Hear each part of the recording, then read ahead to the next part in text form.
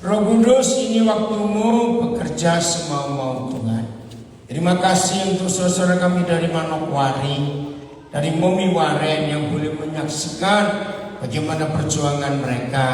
Dan biar kami, baik yang di Piring maupun saudara kami mengikuti di rumah, mendengar kesaksian mereka, kami akan berbuat sesuatu untuk mereka juga. Terima kasih Bapak. Lanjutkan yang Tuhan mau atas hidup kami dalam nama Yesus.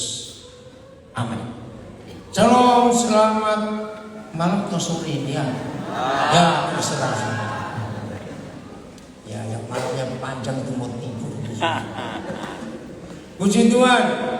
Ya, semuanya baik, aman-aman. Puji Tuhan. Oke. Mengapa berkali-kali dalam firman Tuhan, berkali-kali di perjanjian lama, di perjanjian baru, Tuhan sering berkata kepada kita, lihat ke depan, jangan lihat ke belakang. Betul nggak? Saya nggak perlu tunjukkan ayatnya itu karena kita tahu. Nah, lalu di kitab Wahyu, Tuhan Yesus menyatakan, nah kita perlu lihat ayat ini, Wahyu 21 ayat yang kelima. Ini jelas sekali mengapa Tuhan Yesus berkata seperti ini. Saudara, hidup ini akan merasa berat kalau selalu melihat ke belakang. Enggak ada yang jawab. Amen. Betul. Betul tidak? Hidup ini akan merasa berat kalau selalu melihat ke belakang. Oke, kita baca sama-sama. 1, 2, 3. Ia yang duduk di atas tahta itu berkata, lihatlah, ngapain? Aku menjadikan segala sesuatu baru, dan firman-Nya, tuliskanlah, karena segala perkataan ini adalah tepat dan benar. Tidak banyak, bahkan sedikit sekali, yang gak sampai 5 ayat dalam Alkitab yang ada tambahan perkataan ini adalah tepat dan benar. Itu gak sampai 5 ayat. Berarti kalau sampai Tuhan berfirman dan dia tambahkan kalimat bahwa perkataan ini tepat dan benar, itu artinya apa? Penting, gak salah. Apalagi cepetan, apa? Penegasan, apa dari situ? Serius, salah. Kita yang dablek itu jawaban yang benar. Lo betul nggak? Karena kita dablek, maka itu diberi penegasan. Coba kita nggak dablek, nggak perlu tuh ngomong tempatnya begitu. Betul atau tidak? Loh, betul atau tidak? Nah, yang dua dablek itu perlu terus diingatkan. Saudara, mengapa di kitab Wahyu ini menjelang penutupnya ada firman ini, dan itu sungguh-sungguh luar biasa. Saya mau yakinkan kepada saudara, bahkan ini secara psikologis, ya, secara psikologis juga, yang di rumah juga boleh belajar. Coba renungkan dulu sebelum saudara jawab. Apa yang terjadi pada hidup seseorang kalau orang itu nggak pernah mau dan nggak pernah bisa mengingat yang kemarin-kemarin, yang dulu, tapi dia selalu melihat ke depan. Nah, di dalam bahasa psikologis ada satu kata, itu orang yang apa? Optimis. Lawan katanya, nah, pesimis. Optimis itu orang yang gablek tapi ke arah positif. Ya, ada yang setuju, tidak apa-apa, tapi dengan orang optimis itu tidak pernah takut tantangan dan kesulitan. Enggak main Nah, berarti saudara pesimis semua karena enggak jawab. Orang yang optimis itu enggak pernah takut kesulitan, enggak pernah takut tantangan. Loh, jawab ya tentu. Amin. Oke, saya mau buktikan dengan satu hal yang paling gampang dimengerti. Mana yang yang lebih optimis, yang sering nggak punya duit atau sering kelebihan duit? Tidak punya duit. Ayo jawab. Yang tidak punya. Jawabnya serentak. Jangan orang sakit kencing gitu, ceret-ceret aja. Ayo jawab yang betul. Ulangi. Orang yang optimis itu orang yang sering nggak punya duit atau yang kebanyakan duit? Sering nggak punya. Ya. Lalu orang yang kebanyakan duit Mikir. bosan, ya, bosan. Nah, saudara, maka itu sering-sering nggak punya duit cuma optimis terus. Nah. Udah amin. Betul? Hidup itu luar biasa loh. Kalau sering nggak punya duit. Amin. Cuma satu ya. Lu serius? Ayo coba, tapi jangan disalahartikan. Orang yang kreatif itu kebanyakan yang nggak punya duit atau yang punya duit. Iya betul itu, tapi bukan kreatif maling. Awas kamu ya. Lu serius? Orang yang bisa kreatif itu karena nggak punya duit. Saya buktikan, ya. Ayo semua, hampir semua kita pernah pacaran toh? Saya tahu ada satu dua nggak pernah pacaran. Nggak tahu kenapa itu, sengaja saya ngurusin juga. Nah lihat orang yang pacaran, waktu nggak punya duit pas pacarnya ulang tahun itu kreatifnya keluar semua. Kok nggak percaya? Lo betul tidak? Nah yang ketawa kenceng-kenceng itu pernah ngalamin.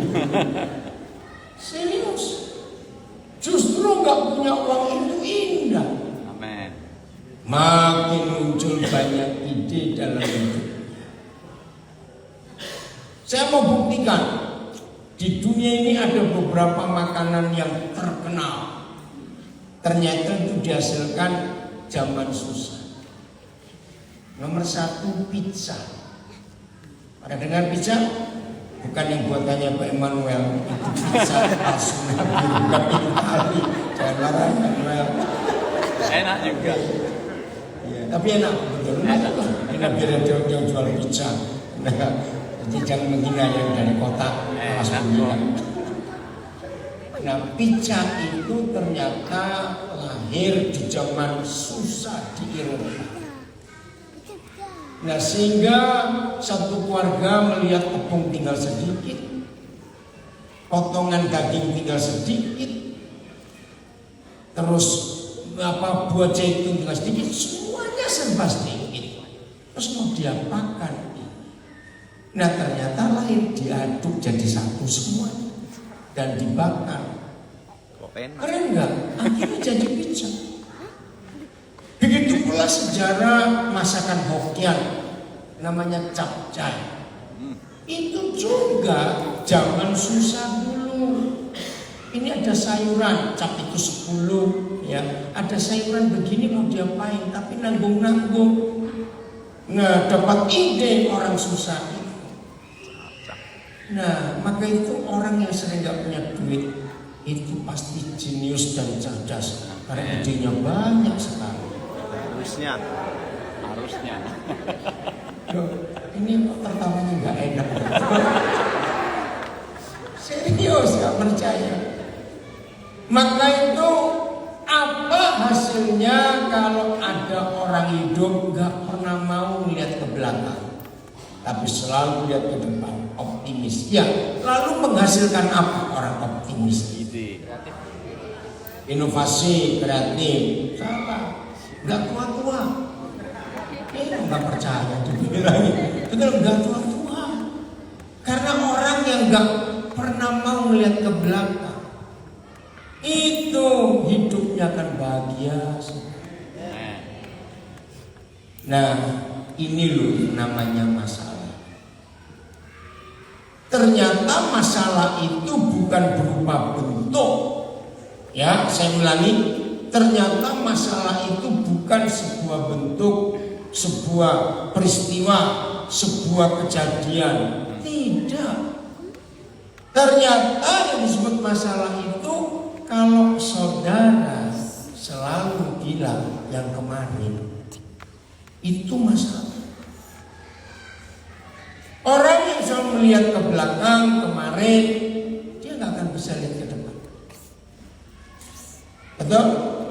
Kenapa?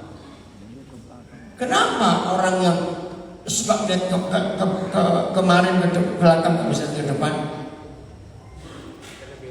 Karena belok. Bukan. Apa?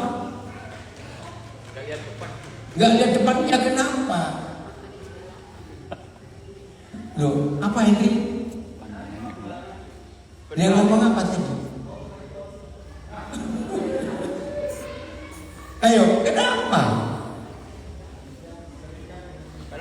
Terikat. Saudara, jangan terlalu pintar ngomongnya.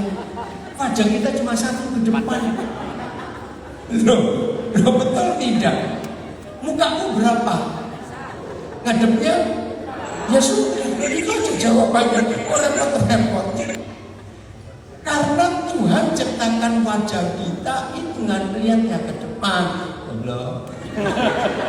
Jengkel saya diajak ngomong baik-baik kok nggak ngerti. Maka itu jangan ngomong yang dulu sudah nggak ada gunanya. Serius.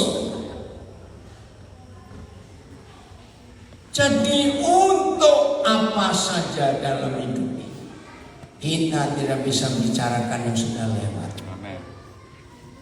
Yang sudah lewat biar lewat dan jadikan itu pelajaran. Tapi kita tidak boleh ada di kejadian itu karena sudah lewat. Apalagi dengan jaminan. Ia yang duduk di atas tahta itu ngapain? Ayo ngapain? Berkata. Dan perkataannya dijamin adalah tepat dan benar. Apa yang dia katakan? Lihat, aku melihat, aku membuat segala sesuatu baru. Saudara, maka kalau hidup kita betul-betul selalu menantikan besok mau ada apa ya? Besok mau ada apa? Kalau Tuhan Yesus sendiri yang berkata, lihatlah, aku menjadikan segala sesuatu baru. Itu artinya kita jangan lihat yang ke belakang, lihat yang ke depan. Ada banyak yang bisa terjadi dalam hidup kita di depan. Betul? Saya tanya, betul tidak? Ada banyak, walaupun kita sekarang belum tahu bentuknya seperti apa. Tapi itu fakta yang luar biasa. Saya ulangi lagi kalimat ini. Kalau kita mau tidur malam hari, mana lebih bagus? Menyiapkan hati, menyiapkan pikiran, menyiapkan waktu, menyiapkan semuanya untuk menghadapi hal-hal baru besok.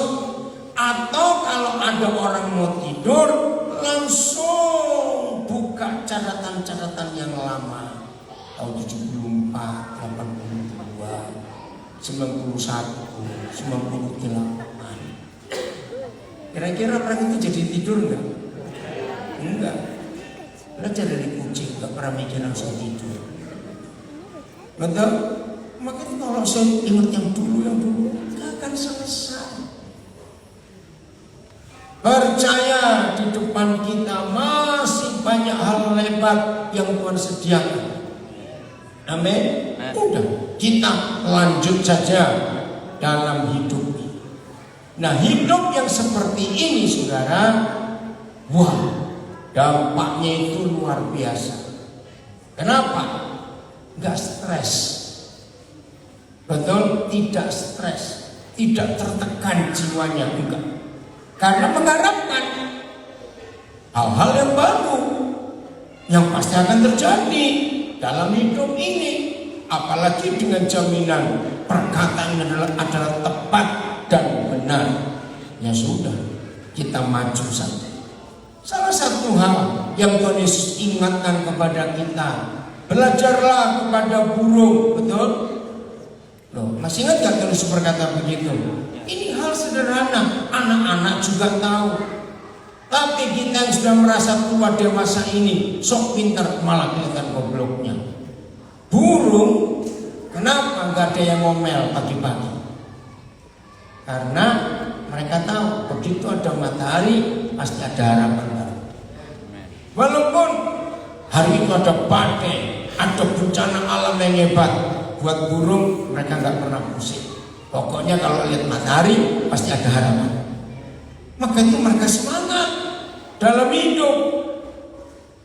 Nggak pernah mereka ngeluh, nggak pernah mereka ngomel. Karena itu jaminan yang Tuhan beri. Maka itu Tuhan Yesus berkata, lihat burung-burung di udara yang nggak pernah punya lumbung, nggak pernah menanam, nggak pernah menuai, apa aja pelihara, apalagi kita dalam hidup ini. Maka itu kalau sudah sekian jauh umur kita untuk hidup dan kita masih dikalahkan oleh hal-hal sederhana yang gak punya arti, saudara, itu memalukan sekali. Maka kita ambil keputusan hari ini untuk tidak melihat ke belakang, jadikan pelajaran, tapi lihat ke depan. Ada apa? Ada apa? Ada apa lagi? Setelah ini ada apa lagi? Kalau hidup ini penuh penantian seperti itu, semangat terus dalam hidup ini. Tidak akan pernah mengalami tekanan-tekanan dalam hidup. Enggak. Karena tekanan itu membuat kita mendorong kita untuk kita maju. Mari kita lihat ayat ini. 1 Petrus 1 ayat yang ke-6. Nah, siapkan hati kita untuk menikmati ini. 1 Petrus 1 ayat yang ke-6. Kata pertama apa? Nah, kalau mendengar kata bergembiralah, langsung logika kita mikir apa? Senang, apalagi dapat bonus, dapat hadiah, bergembiralah. Nah, ini yang Tuhan minta untuk kita. Padahal ada apa di balik kegembiraan yang suruh kita bergembira? Baca. Bergembiralah, ayo baca. Karena itu, apa itu baca?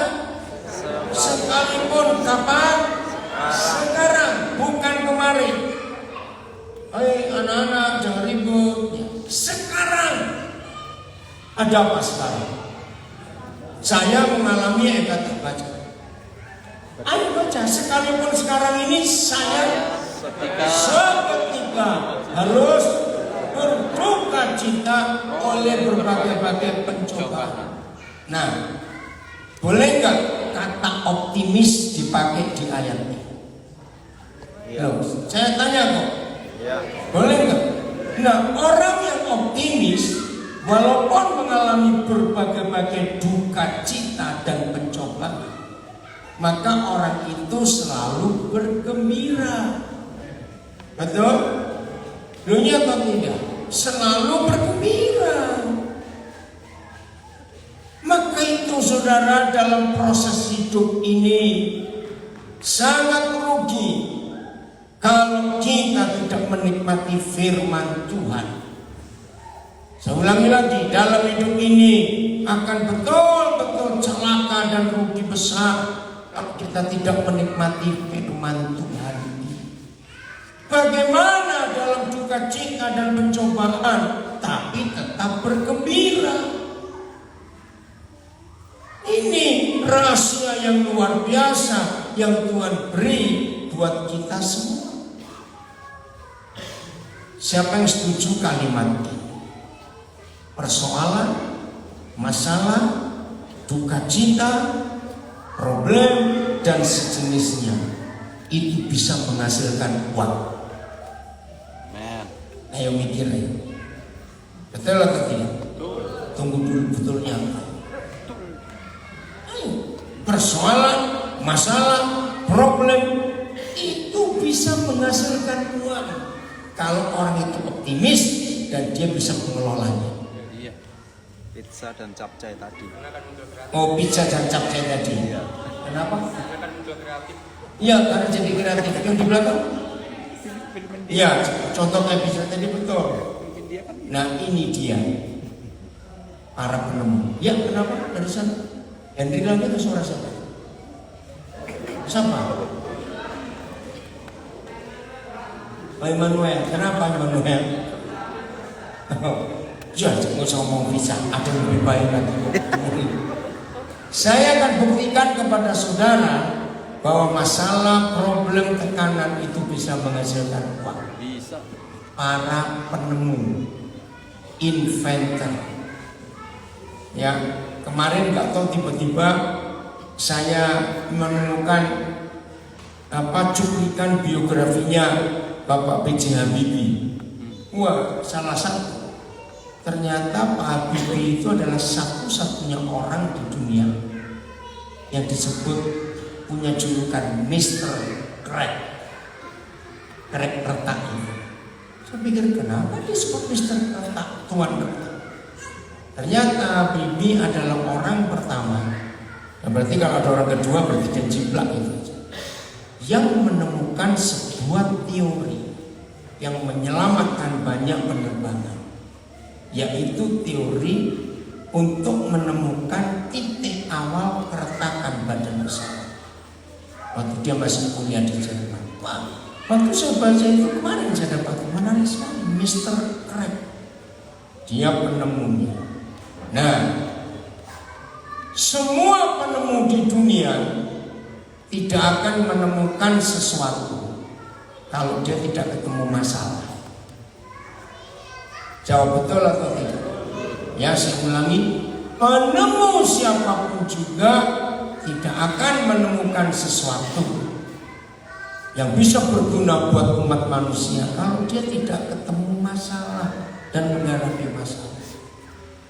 Nah, akhirnya yang ditemukan itu menghasilkan duit tidak? Masukan. Lo jawab, menghasilkan duit enggak? Dengan cara apa? Patenkan.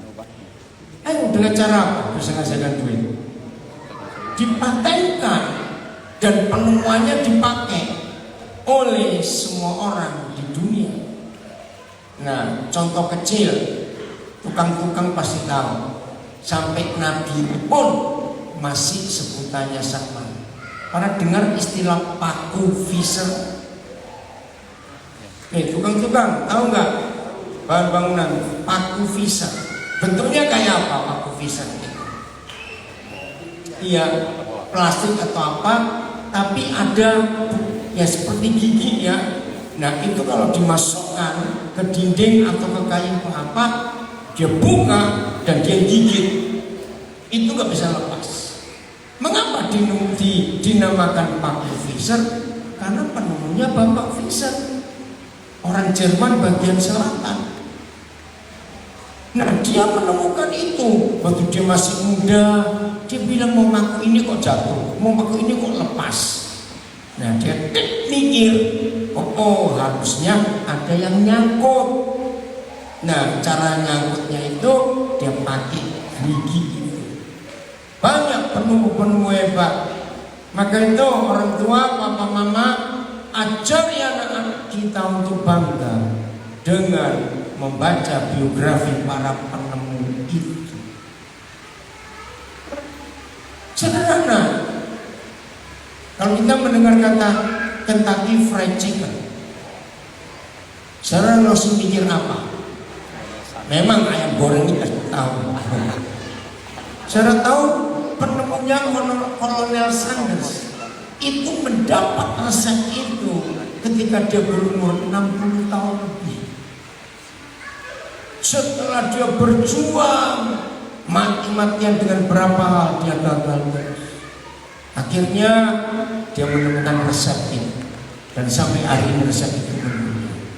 Nah, pertanyaan saya, para penemu yang sudah punya nama dan berhasil menemukan banyak penemuan, duitnya banyak nggak?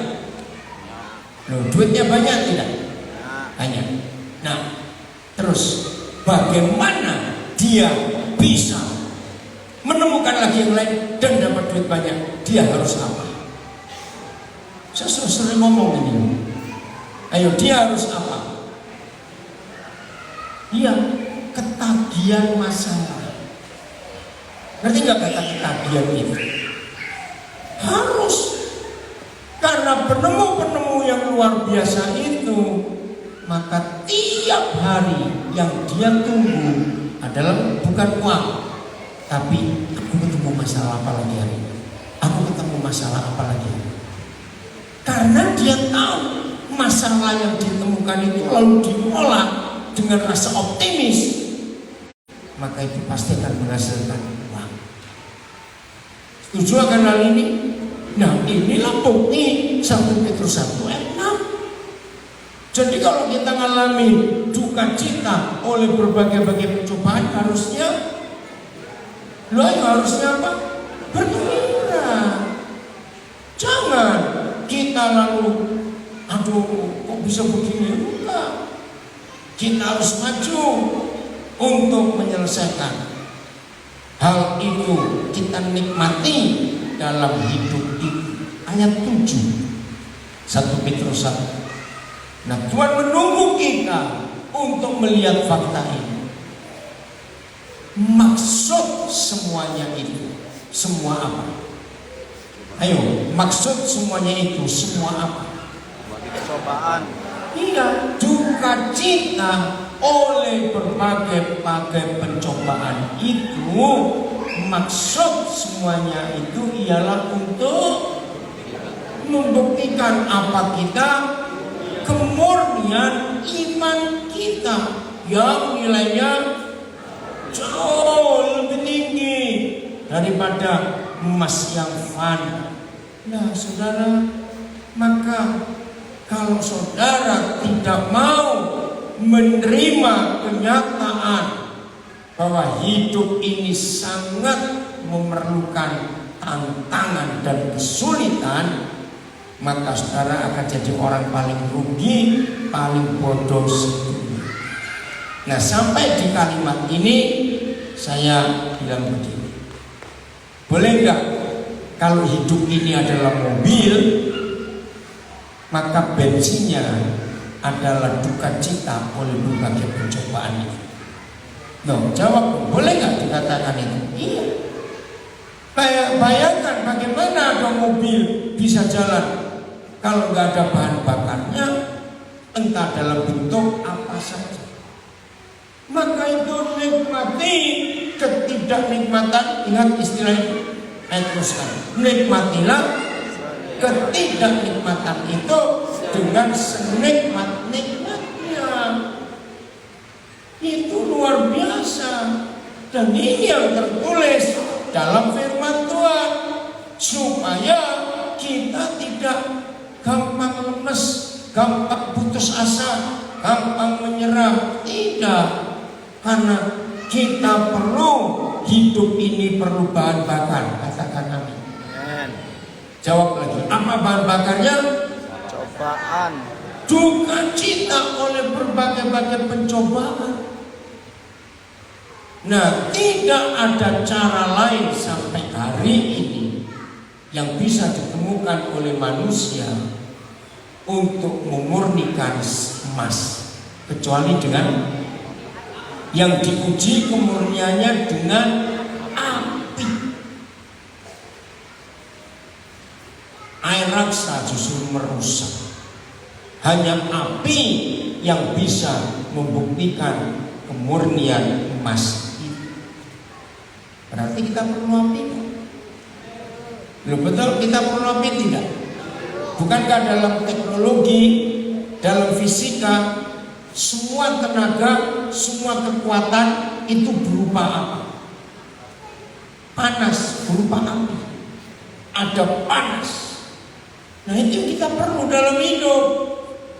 Maka itu jangan, saya punya istilah ini lagi, jangan mempermasalahkan masalah. Ngerti nggak kalimat ini? Loh, saya tanya, jangan mempermasalahkan masalah. Artinya apa? Ayo, artinya apa? Iya, bersama dengan masalah. Apalagi masalah itu sendiri sudah berat. Jangan dijadikan lebih berat, seberat badanmu. Maaf jangan tersinggung. Ya sudah, masalah itu buat ringan. Amin. Betul? Karena masalah itu indah, itu bahan bakar untuk hidup kita. Dengan bahan bakar itu, maka kita akan melaju dengan cepat sekali. Nah, lihat hasilnya. Setelah kita siap diuji dengan api, kata sehingga. Baca yang kuat. 1, 2, 3. Sehingga saya, bagi saya. Sehingga saya bagaimana? Memperoleh puji-pujian 1, dan kemuliaan 2, dan kehormatan 3 pada hari Yesus Kristus menyatakan diri. Nah, kalau tahu hal ini, wajar nggak kita ketagihan masalah? Jangan buat masalah dan jangan jadi masalah. Itu lain lagi. Jadi kalau masalah datang kita hadapi, jangan dipersoalkan dan jangan dipermasalahkan. Malah berat nanti. Tantangan-tantangan yang ada dalam hidup kita justru istilah yang dipakai oleh para olahragawan adalah melatih otot-otot supaya makin kuat di dalam semua tantangan dan kesulitan hidup kita. Setuju kalimat ini? Nah, itu yang Tuhan cari di antara kita, sehingga kita bukan jadi orang yang cengeng. Tahu kata orang yang cengeng? Tapi orang yang kuat, yang sanggup menghadapi semuanya itu. Apalagi ini jaminannya, Tuhan menyertai kita. Jaminan itu yang membuat kita jadi sanggup, jadi hebat, luar biasa. Setuju? Kita lihat jaminannya ini, Filipi 4 ayat 13. Ya, dia kita ingat ada Brian hebat perjuanganmu. Ya, kamu akan ke Jogja, ke Bandung? Akan kemana? Ke Jogja. Ya, terus. Jadi kemarin ibu mama sudah cerita, kamu sudah mulai bisa kuat pindahkan sesuatu tanganmu. Berjuang terus, tidak boleh kalah. Oke, lihat ini. Nah, kalau kita sudah baca ayat ini, mau takut apa lagi dalam hidup? Kalimat pertama, segala perkara. Berapa hal? Semua. Apa kata lain perkara? Masalah. Apalagi? Cobaan. Kesulitan. Apalagi? Duka cita. Apa? Pencobaan. Apalagi? Kok nggak ada bilang kecepet pintu? Kan masalah juga. Loh, kenapa saya pakai ilustrasi kecepet pintu? Maaf ya. Dengerin aja, nanti tertawanya paling kenceng ya. Karena saya pernah melihat ada orang kecepet pintu yang dimarahin pintunya, ditendangin juga. Saya geli sendiri. Yang salah kamu, pintunya kamu salahin. Lo pernah gak lihat orang seperti itu? Geli betul. Lalu saya tanya, pernah gak? Atau mungkin sudah sendiri pernah ngalamin itu? Pintunya dimarahin jadinya. Nah, jadi masalah apa saja, terus segala perkara dapat ku tanggung. Artinya hadapi, mampu, bisa. Nggak ada yang berat, nggak ada yang sulit. Nah, maka itu hati-hati dalam hidup ini dengan satu kata yang cuma 4 huruf, tapi. Ngerti enggak? Kenapa 4 huruf satu kata tapi ini bahaya? Apa? Mau menghindar. Ragu, bukan. Cari alasan. Ya aku ini mau, tapi ya gak mau. Mau tapi lagi. Ya aku ini bisa, tapi hati-hati ngomong tapi terus. Berarti selalu cari alasan untuk dia nggak bisa sebetulnya. Nggak ada kata tapi. Ya, iya. Tidak. Nggak ada kata tapi. Setuju? Nah, apalagi jaminannya. Baca lengkap dari awal. 1, 2, 3. Segala perkara dapat kutanggung di dalam Yesus Kristus yang memberi kekuatan kepadaku. Bisa. Grace, kami semua senang mendengar pernyataan.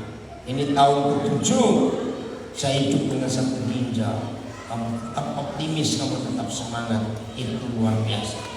Apalagi dengan jabatan baru sebagai kepala SMK. Itu luar biasa. Pak Jasmani kemana? Pak Jasmani kemana? Oh, ada pernikahan. Nah, semangat untuk apa saja dalam hidup ini. Itu luar biasa. Berapa? 2 hari atau 3 hari yang lalu saya juga baru tahu ternyata ada pemain bulu tangkis baru di Indonesia, anak muda yang namanya Jeremia, yang dipanggil Jere. Nah, kemarin tanpa sengaja atau 2 hari saya ikuti.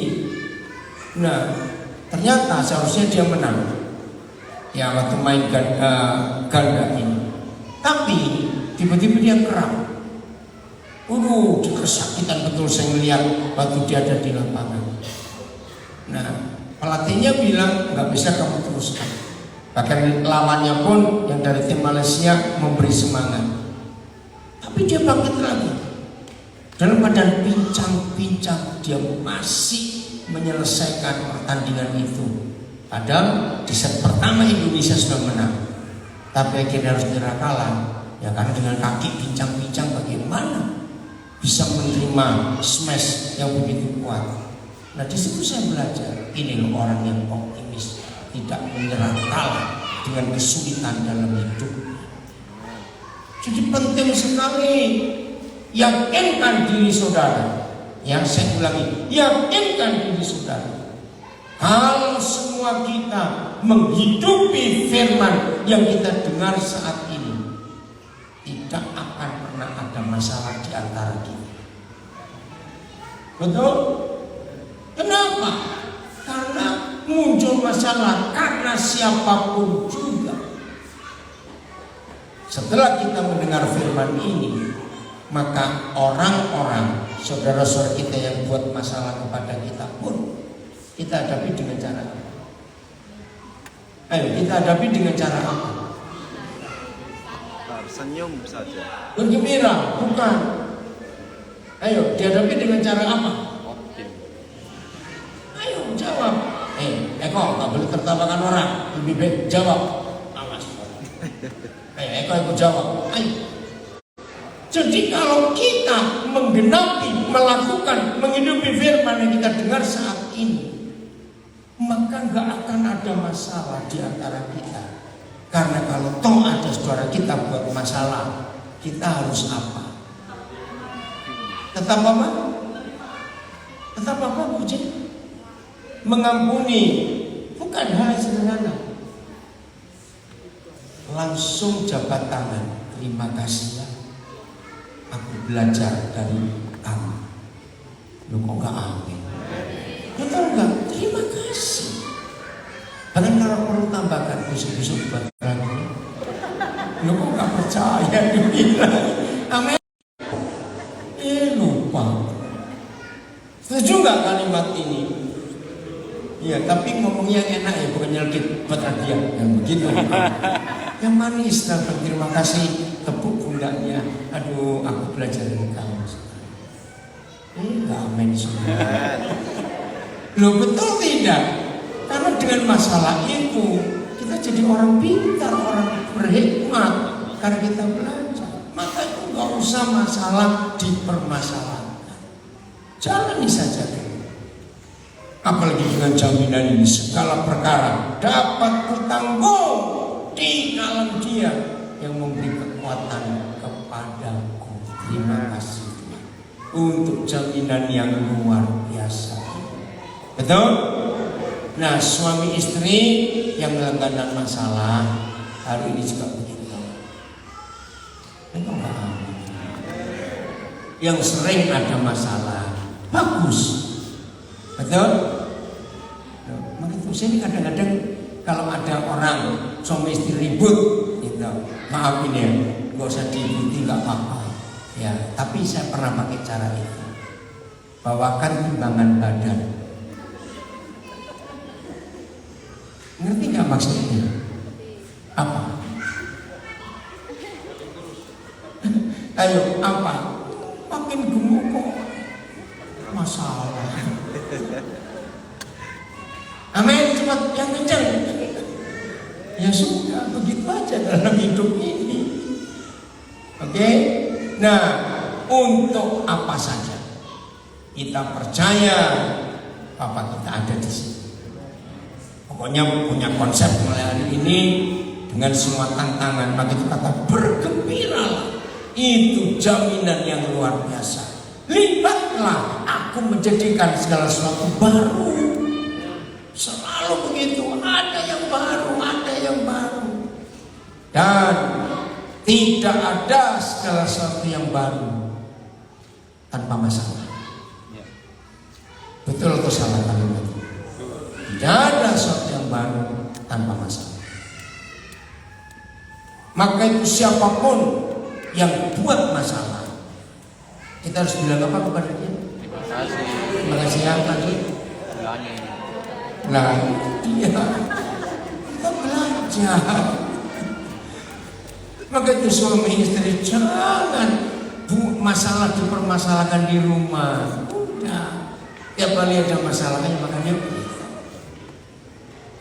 gak aman makan. Makin berat badan tambah terus. Udah jawabkan. Indah ya. Ayat terakhir. Saya minta nanti ada tambahan 2-3 orang saudara ya. Siapa yang mau nambahkan? Roma 8:28. Kita tahu loh ayat ini, kita hafal.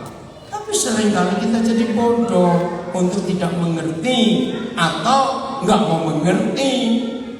Ya. Kalimat pertama. Kita tahu sekarang, coba renungkan. Tahu apa? Tunggu dulu. Kalau ada kata tahu,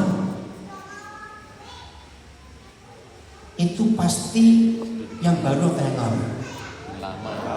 Nah ini penting. Setiap kali ada kata tahu, jangan dibaca tahu lain lagi nanti. Itu pasti baru. Kalau sudah lama, perlu nggak ditambahin? Aku tahu. Loh, kalau sudah lama, enggak sudah tahu. Aku ingat. Ini keren sekali. Kita tahu kapan? Sekarang. Nah, masih ingat berapa kali saya mengajar kalau ada kata sekarang artinya hari ini, setiap saat. Kita tahu setiap saat ada apa. Bahwa siapa? Bahwa Bapa di surga ngapain? Turut bekerja dalam segala sesuatu. Stop dulu. Di dalam kalimat segala sesuatu itu pasti ada yang baik, ada yang nggak baik. Betul tidak? Ada yang berat, ada yang ringan. Ada yang pahit, ada yang manis. Ada yang jelek, ada yang baru, ada yang bagus. Itu kata dalam segala sesuatu. Ada apa dalam segala sesuatu? Tuhan turut bekerja. Apa kata lain turut bekerja? Campur tangan, apalagi ikut turut merasakan, apalagi wih ini keren saudara, turut bekerja. Orang Jawa bilang barengi, Kerja sama. betul nggak? Menemani Potong roti. dalam segala sesuatu. Untuk apa? Ini loh. Ayo untuk apa? Cepat. Mendatangkan kebaikan. Setuju nggak kalau tadi saya katakan masalah jangan dipermasalahkan? Karena Masalah sendiri. pasti mendatangkan kebaikan. Pasti. Maka itu saya ingin saudara belajar dari hidup saya. Masalah begitu banyak saya hadapi, tapi saya nggak mau mempermasalahkan itu. Biar nanti kan lewat sendiri. Setuju nggak kalau saya katakan kalimat ini? Cobalah sering-sering, jangan sekali-sekali tantang masalah itu. Nggak ada yang betul nggak? Tantang masalah itu. Apalagi ada jaminan Filipi 4:13. Iya nak, Wahyu 21 ayat 5 ada yang baru. Ya, kita pasti kuat. Apalagi jaminan dari 1 Petrus 1 ayat 6 tadi, Roma 8:29. Jadi kalau ada masalah kita jangan diam, jangan stop, jangan merenung, apalagi nangis.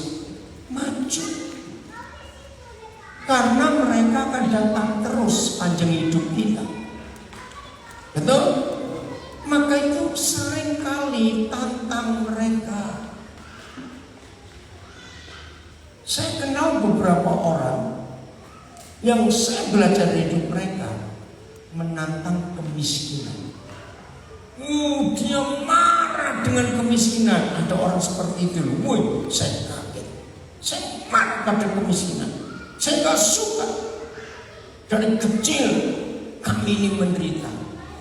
Tapi dia bukan terus diam. Dia berjuang.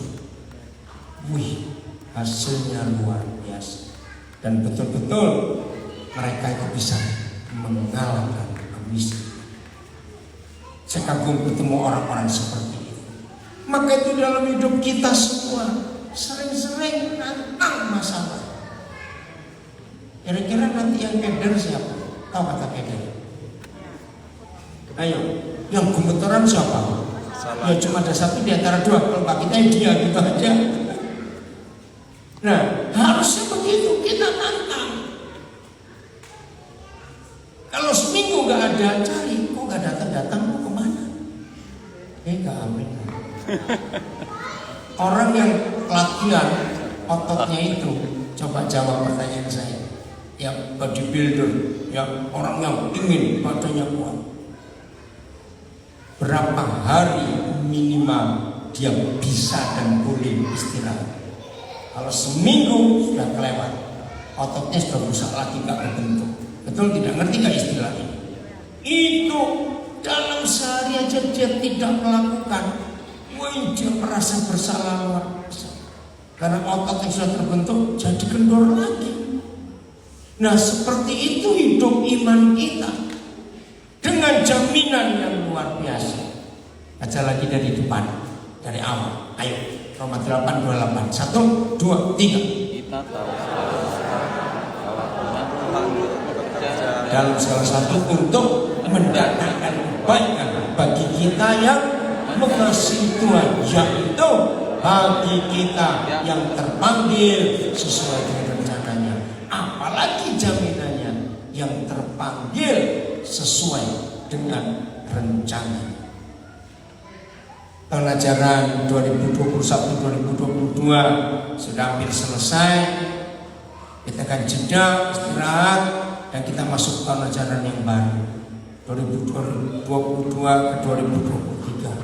Ayo dengan semangat yang baru, siap menghadapi tantangan-tantangan, dan jangan pernah mikir nggak ada tantangan. Betul, siap begitu dalam hidup ini?